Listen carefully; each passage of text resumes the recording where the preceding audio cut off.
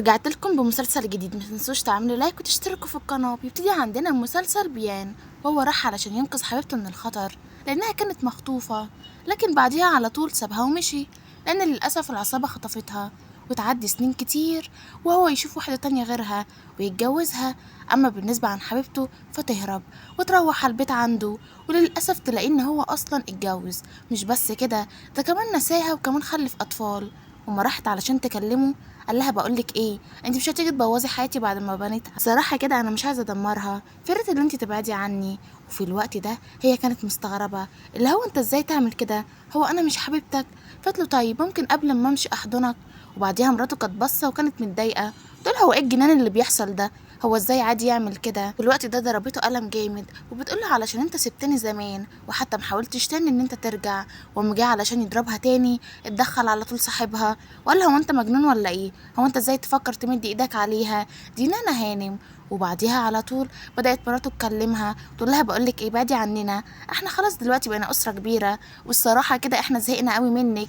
فانا بتقولها لكن انا ما عملتش حاجة، وكنت مستنياه ان هو يجي ينقذني، لكن هو اصلا نساني. ومش بس كده، ده كمان اتجوز غيري وخلف وحياته كانت عادي، لكن انا اللي كنت بعاني، وكل ده علشان انا اللي كنت بنقذه. لكن هو يسيبني ويروح يتجوز عادي. بيقول لها بقولك ايه، بطلي خرافات، انا كده كده عمري ما كنت ليكي، لان انتي مش الطيب بتاعي، او يعني مش ذوقي. فبتقول له بجد بعد كل السنين ده؟ وبعديها على طول صاحبه يضربه يقول له هو انت برضه ازاي تعمل كده؟ فمراته تتدخل وتقول لها خلاص انسيه، اعتبريه يعني ان هو حد اذاكي وانسيه. فبتقول لها ده مش اي اذيه، ده سابني كل السنين دي مع كل العصابات دي، وانا اللي كنت بتبهدل كل يوم واتهزق واتذل، فازاي تعملي كده؟ فهي بتقول لها عادي يعني، وان اي حد فينا بيحصل له كده. تقول لها بجد يعني اي حد بيتخطف 5 سنين؟ تقول لها ايوه، واساليني انا، ما انا برضو كنت مخطوفه. بتقول لها لا انت كده كنت مهزأه، طالما انت بالنسبه لك ان الخطف عادي وانك تتضرب وتتهاني عادي، يبقى انت كده انسانه مهزأه. وراحت تتكلم صاحب جوزها، او نقول يعني ان هو طلقها خلاص ما بقاش جوزها. يقول لها اهدي كده واكبري، هو خلاص مش عايزك، هتضربيه يعني علشان مش عايزك؟ اكبري وخلي عندك كرامه. فهي بتقول له مش حوار كرامه، انا فعلا مصدومه. بعديها اداها ورقه الطلاق وبيقول لها انت كده خلاص كده انت ما بقتيش مراته. بتقول له احسن الصراحه، وغير كده ده راجل انا كنت بقرف منه، لكن الاول الصراحه انا كنت بموت فيه وكنت عايزاه. وبدات ان هي تروح معاه لان ما عندهاش اي بيت، وتقرب لصاحبه علشان تنتقم منه من الناحيه دي. وما صحيت تاني يوم لقيت نفسها ان هي لوحدها وان هو اصلا مش موجود. وقالت لنفسها وانا اتسبت تاني ولا ايه، هو معقول كل مره كده؟ واول ما صحيت من النوم بدات ان هي تدور على جاك، لان لقيته ان هو اختفى خالص، لكن لقيته ان هو كاتب لها ورقه ان هو رايح الشغل وان هو هيجي بعد شويه. فبعديها على طول بدات ان هي تنزل علشان تتعرف على مامته، ولقت ان مامته ست جميله ولطيفه. اما بالنسبه التانية نقول اللي هي مرات جوزها، بدات ان هي تتعامل مع جوزها اصلا بطريقه وحشه، لان افتكرت ان هو خلاص هيخونها. وفي الوقت ده تيجي التانية نقول مراته الأولانية هي نانا، بتقول لها ارتحتي خلاص خدتي مكاني؟ فهي بتقول لها وانتي متعصبة كده ليه؟ بدأت حماتها تقول لها اهدي يا حبيبتي، وان انتي عارفاه يعني جوزك اكيد هيرجع لك. فهي بتقول لها مين قالك ان انا راجعه علشان اشوف جوزي؟ الصراحه كده انا زهقت منه وكمان مش عايزه اشوفه، انا كنت جايه بس اشوف اختياره علشان ما ندمش واقول يا ريتني. وبعديها كانت بتفتكر ازاي ان البنت دي كانت موهومه جدا بجوزها زمان، وان هي فعلا كانت دايما معجبه بيه وبشكله، ودلوقتي هي فعلا بقت مراته. وكانت بتقولها وانا مش قلتلك انا ما فيش حاجه عجباني ما بسيبهاش؟ قالت لها لا يا حبيبتي انت كده صاحبه خاينه. بتقول لها ولو برضو الصراحه يعني جوزك زي القمر، وانا خدته واخيرا بقيت من العائلات الغنيه. فبتقول لها اشبع بيه، وانا كمان خدت صاحبه اللي اغنى منه. فبتقول لها وانتي قصدك ايه؟ سابتها ومشيت، واول ما راحت البيت لقيت ان هو جايب لها فساتين حرفيا من كل مكان، يقول لها اختاري اللي انتي عايزاه والباقي اتبرعي بيه. فبتقول له مش الفساتين غاليه شويه على ان احنا نتبرع بيها؟ رجعت تاني عند نانا علشان توريها الفساتين وتقهرها، لان جوز نانا الحالي ما يقدرش ان هو يجيب كل الفساتين دي. فحماتها بتقول لها اهدي كده يا حبيبتي، وان انت عارفه ان جوزك بيحبك وان الماديات مش اهم حاجه. فهي بتقول لها ايوه. طبعا نعرف ان هي بدات تطمع في جوز صاحبتها تاني، وان هي شافت دلوقتي ان جوزها مش كفاءه ليها يعني، وان هي المفروض تختار الواحد الاغنى والاوسم والاحسن. بدأت إن هي لما تروح البيت بدأت أختها تكلمها وتقول لها أنت اللي عرفتيهم ببعض، وخصوصا كمان إن أنت عارفة جوزك بيحب أي ست، أي واحدة ست حرفيا. وبعديها روحت البيت هناك عند جان وبدأت إن هي تتكلم معاه. فقال لها بقولك إيه، اوعي تكوني بتاخديني كوبري علشان تنتقمي منه، أنا عمري ما هكون كده، فاهمة ولا لأ؟ وغير كده لو هتعيشي معايا يبقى تنسيه خالص. فهي بتقول له يعني انت عايزاني انساه؟ قال لها اه، وانا كمان هتجوزك لكن بشرط ان انت تنسيه خالص. فهي بتقول له طبعا انا موافقه. وطبعا نعرف ان نانا وافقت مش علشان هي بتحبه، لكن علشان هي حرفيا ملهاش اي مكان غيره. بعديها بدات ان هي تلبس وتوري له فستان، والصراحه كده كان مبهور من شكلها، وكان شايفها زي القمر، والكل كان عمال يبص عليها، وكانوا حاسين ان هي حرفيا ملاك نازله من السما، لان شكلها كان حلو قوي. ولبست هناك وراحت معاه برضه فرح، وكل كان معجب جدا بيها وكانت شايفينها جميله قوي، وكل كمان كان حابب جدا شكلها. اما بالنسبه لنينا، فاول ما دخلت الكل انبهر، قالوا ثانيه واحده، هي دي مش اللي كانت متجوزه جاك؟ ازاي دلوقتي بقى تكون ماشيه مع يان صاحبه؟ كل بدا ان هو يتنمر عليها ويتكلم عليها ويقوله كلام زي الزفت حرفيا. وصاحبتها كانت متضايقه جدا وغيرانه ان نانا رجعت تاني لمستواها، بل كمان مستوى اعلى من اللي هي كانت فيه. ونانا كانت شايفه الحب بعينيها وما كانتش عارفه ان هي ازاي كانت مصاحبه البنت دي، وان فعلا البنت دي طلعت قلبها اسود قوي ووحشه قوي قوي كمان. تقول لها هو انت ازاي عملتي فيا كده؟ ده انا كنت صاحبتك الوحيده. فهي بتقول لها معلش، اصل الفقر وحش برضو. فنانا رمت عليها العصير. وبعد كده البنت التانية بدأت تقول لها هو انت ازاي تعملي كده؟ هو انت مجنونة ولا ايه؟ بدأت نانا تكلمها وتقول لها لو على الجنان فهو انت لسه ما شفتيش اي حاجة مني. وتدخل جوزها علشان يضربها او نقول طليقها. فتدخل برضو هنا يان وقال له بقول لك ايه، زمان كان ممكن تعمل كده واسكت، لكن دلوقتي دي بقت مراتي. فقال له معقول؟ هو انت اتجوزتها وخنت صاحبك؟ هو قال له لا، ما الصراحة انت مش صاحبي. وبعديها على طول ضربته بالقلم. حضنت يان بعديها وكانت حاسة ان هي مرتاحة جدا في حضن يان، وان ده الشخص الوحيد اللي بيدافع عنها وبيحميها دلوقتي. فصاحبتها بتقول لها بطلي تمثيل، ده انت لسه ضاربه جوزي دلوقتي، هو انت اللي بتعيطي كده؟ هو انت بتعملي كده يعني علشان تستعطفي يان؟ بتقول لها مش انا اللي استعطف حد، برغم ان هي فعلا كانت بتعمل كده، لان هي كانت عايزه ان يان يحبها، لان هي كمان بدات ان هي تعجب بيه وتحبه. اما في الناحيه التانية بدا ان هو يهزقهم ويقول لهم محدش يجي جنب مراتي، فاهمين ولا لا؟ فبتقول له ايه ده، هو احنا نتجوز؟ قال لها اه ما انت عارفه، وغير كده كمان انسي بقى. فبتقول له ما تقلقش اكنه ما دخلش حياتي، هات بوسه. بيقول لها بقول لك ايه، احنا قدام الناس اعلى شويه. اما عن طريقها ومراته الاتنين كانوا متضايقين جدا من نانا، كانوا حاسين ان هي خدت دور مش دورها، وان هي كده هتكون بنت اغنى راجل ومرات اغنى راجل. ولما راحت علشان ترخم عليها، نانا مسكت العصير بتاعها ورمته على راسها وقالت لها افتكري مش انا اللي اتهزق، ومش انا برضو اللي حد يكلمني وحش. فعلى طول كمان بدات ان هي تتخانق مع جوزها، تقول له هو انت كنت واقف وازاي ما دفعتش عني؟ قال لها بقول لك ايه، انا مش عايز مشاكل مع صحابي، انا بيني وبين صحابي شغل كتير، والصراحه كده انا مش ناقص الدوشه اللي انت بتعمليها دي. فقررت ان هي تروح تتفق مع واحد ان هو يرخم على نانا، وان هو يعملها باسلوب وحش، وكمان تحط لها منوم في العصير. وفعلا اول ما خدته بدات ان هي تدخ، وكانت تعبانه جدا، وكانت خايفه للمجنونه دي تخلي حد يعمل فيها حاجه عن نانا. فكانت عماله تطمن نفسها، لان هي اصلا ما شربتش العصير وكانت بتمثل قدامها، وشربتها كمان العصير ودخلتها الاوضه اللي كانت عايزه تدخلها فيها. فهي بتقول لها هو انت مجنونه، هو انت ازاي تعملي كده؟ ونعرف كمان ان هي اللي كانت متفقه مع الجرسون ده ان هو اللي يعمل كده، ودخلها على الاوضه اللي كانت عايزه نانا تدخل فيها، لانها حرفيا هتتفضح رسمي. وفعلا اتفضحت في الحفله. وبعديها اول ما روحت قال لها وانت ازاي تعملي كده؟ فحضنته على طول وبدات تحكي له كل حاجه حصلت، تقول له على فكره هي اللي بدات ان هي تعمل كده، وانا اصلا ما كنتش ناويه اذيها، وحرفيا ما كنتش عارفه، لولا ان الجرسون كان صاحبي قبل كده، لولا ان هو جه وحكى لي كل حاجه. قال لها ان انت ما عملتيش اي حاجه؟ قالت له لا طبعا، والصراحه كده انا اتفاجئت من اللي هو بيعمله. اما عن جوزها اصلا فنعرف كمان ان هما الاتنين ما كانوش متجوزين، وان هما بيمثلوا على بعض ان هما متجوزين، وان هما اصلا مش كده، وان بينهم علاقه مش شرعيه ومش كويسه كمان. فدخلت عليه وبتقول له هي دي اللي انت كنت بتخوني معاها كل السنين دي؟ قال لها افهمي بقى، انا عمري اصلا ما كنت حبيتك. فبتقول له ازاي، ده احنا بنحب بعض من زمان قوي. قال لها بمثل، ما سمعتش عن حاجه اسمها تمثيل؟ ومراته بتقول على فكره هو فعلا بيكرهك، ودايما كان عايز ينتقم منك، وكان متجوزك في الاول علشان ثروه ابوكي، لكن اول ما ابوكي افلس خلاص كده انت بقى مالكيش اي لازمه. فهي بتقول لها انت اللي مالكيش اي لازمه واحترمي نفسك. واول ما جريت بره جري وراها جوزها او نقول عاشقها. وبعديها على طول صاحبه بدأ يكلمها يقول له هو فعلا لسه بتفكري فيه؟ بتقول له لا صدقني، وهو بالنسبه لي خلاص كان ماضي وراح. وبدأ ان هو يقرب ليها، وبدأ ان هما الاتنين يكونوا مع بعض. بتقول له انت كمان عايز تسيبني زي ما هو سابني؟ قال لها على فكره انا مش زي جان، وانا يان، وخدي بالك ان في فرق كبير قوي بينا. بدأ ان هو يحضنها ويطمنها وقال لها ما تقلقيش من اي حاجه طول ما انا موجود. وهما كانوا واقفين مع بعض، كانت في عربيه هتخبطهم، لكن السكرتير جه بسرعه ولحقهم هما الاتنين. وكانوا طبعا واقفين ومبسوطين ان هما اخيرا اعترفوا لبعض ان هما بيحبوا بعض. وكانت بتفتكر اللحظات اللي هي كانت مخطوفه فيها، وان ازاي يان هو اللي جه وانقذها. اما بالنسبه اصلا لجوزها حتى ما حاولش ان هو ينقذها ولا يعبرها. بالعكس ده كان فرحان ان هي مخطوفة علشان ياخد كل ورثها، طبعا الجزء البسيط منه لان باباها افلس. في الوقت ده بتقول له: اشمعنى انت جيت وانقذتني؟ قال لها: الصراحة كده انا كنت بحبك وانتي بتحبي صاحبي، لكن انا عرفت ان انتي اصلا ما تهمنيش صاحبي، فقررت ان انا اللي اروح وانا اللي اجيبك وانا اللي اطمن عليكي. وخدها وشالها فوق وطلعها على الاوضه بتاعته. واول ما شافها عمال يفتكر الذكريات اللي كانت ما بينهم، وان هو فعلا قد ايه ان هو بيحبها ومهووس بيها. لكن صاحبه التاني كان دايما بيقول ان هو عايز يتخلص منها وان هو بيكرهها جدا، والصراحه كده مش عايز ان هي تكون موجوده اصلا في الدنيا. واول ما صحيت تاني يوم اتفاجئت ان هي قاعده لوحدها، وكان جاي لها فستان حلو قوي، والفستان ده ابيض في ابيض. فقالت لنفسها: هو ايه الجنان ده؟ هو انا هتجوز من غير ما اعرف ولا ايه؟ ودخل عليها سكرتير: لا الاستاذ يان بيقول لك البسي الفستان ده وانزلي له تحت. بتقول: هو انت مش عارف اي حاجه؟ فطبعا الاتنين بدا ان هما يضحكوا، وهي حست ان في حاجه غريبه.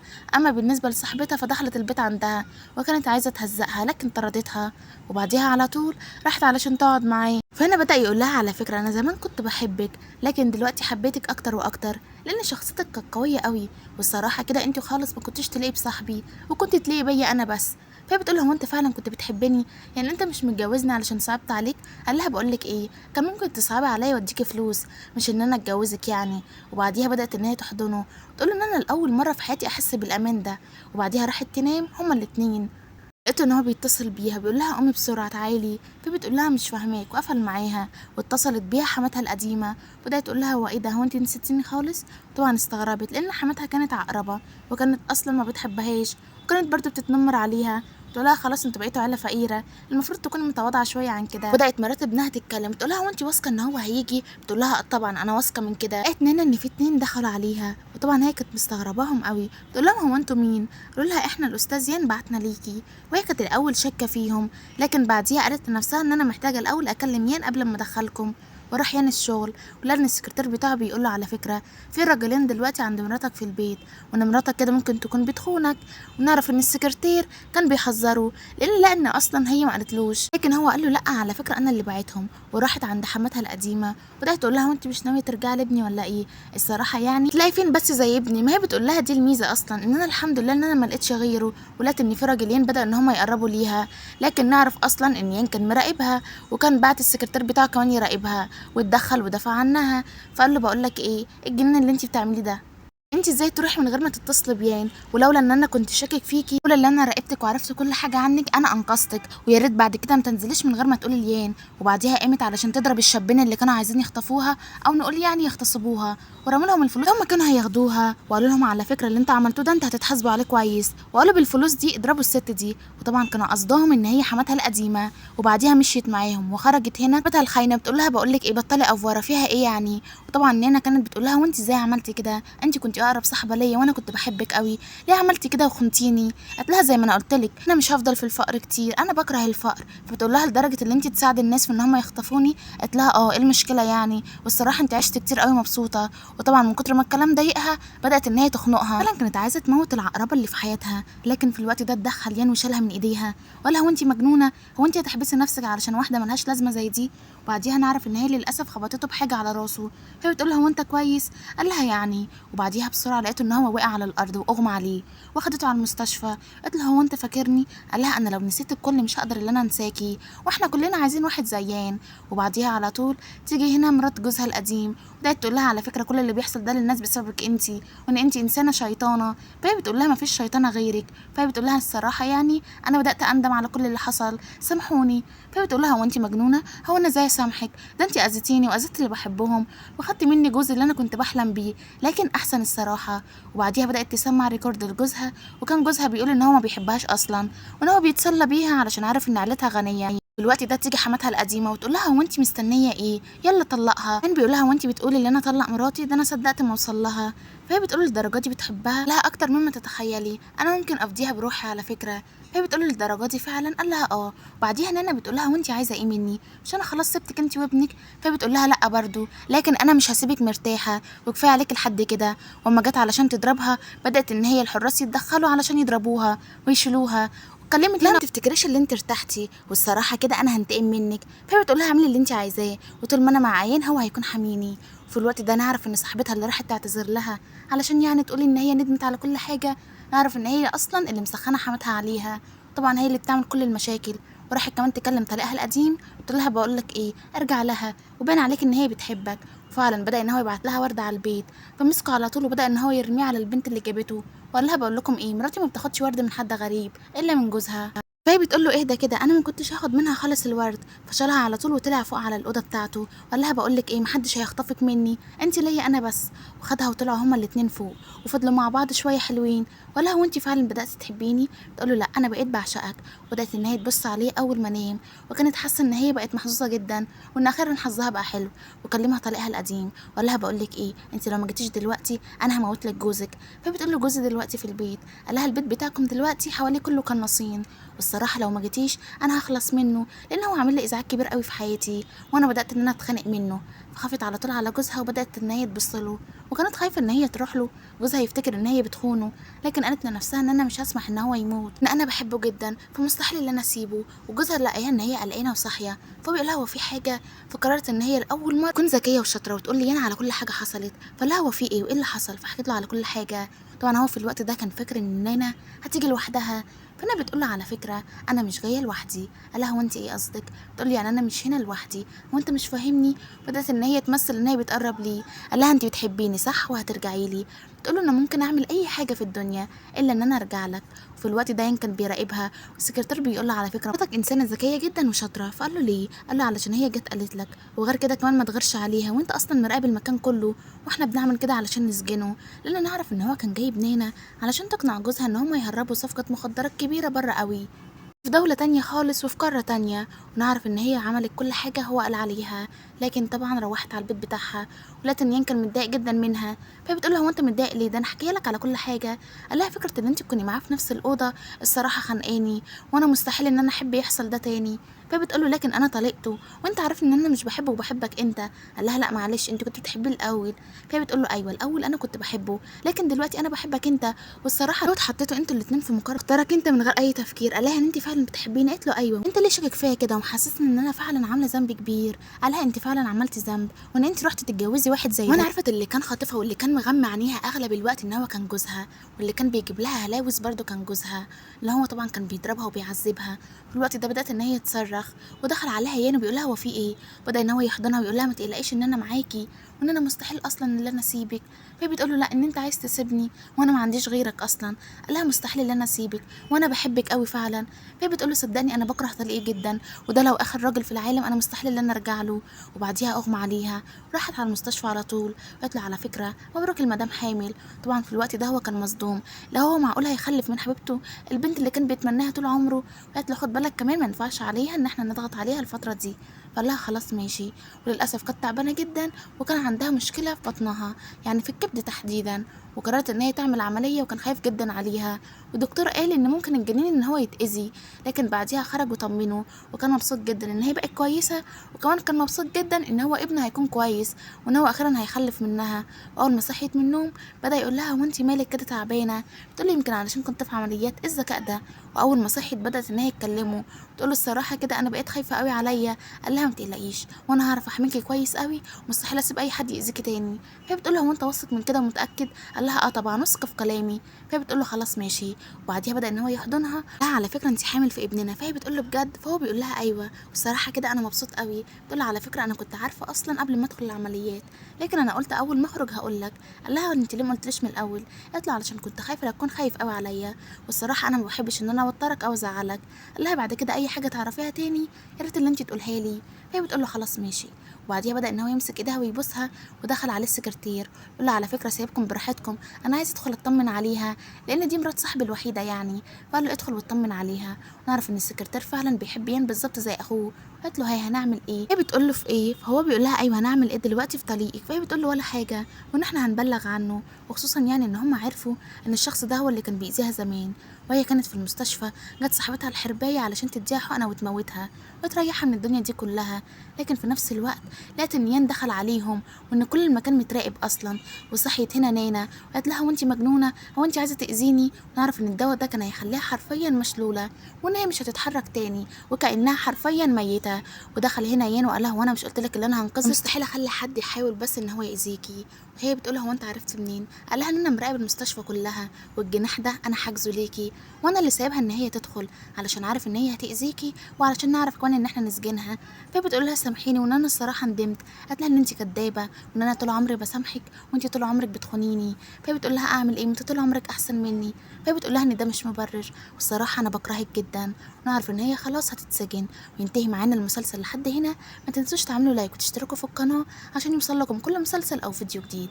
سلام، واشوفكم بكره في فيديو جديد.